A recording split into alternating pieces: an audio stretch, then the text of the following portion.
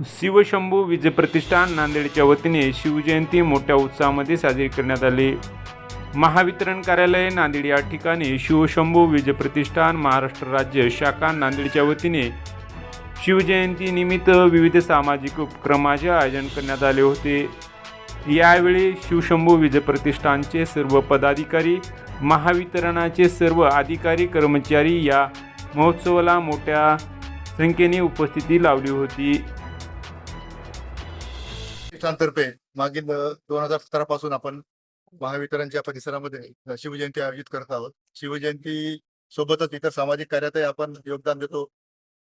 यावर्षीही आपण शिवजयंती उत्सवासाठी आपले महावितरणचे संचालक महासर श्री राजेंद्र पवार साहेब, मुख्य कार्यालय मुंबई यांना बोलावलेलं होतं.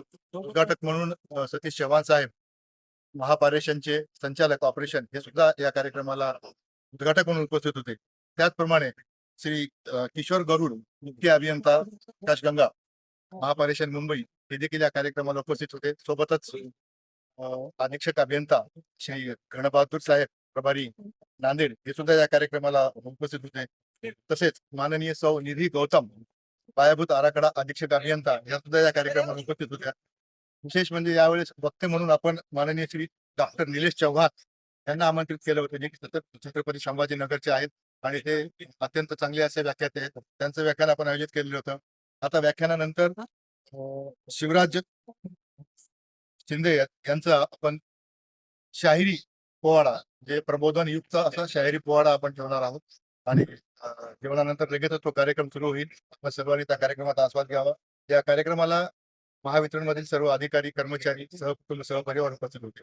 धन्यवाद. कार्यक्रम म्हणजे आम्ही आत्महत्याग्रस्त शेतकरी जे आहेत त्यांच्या कुटुंबियांना मदत केलेली आहे.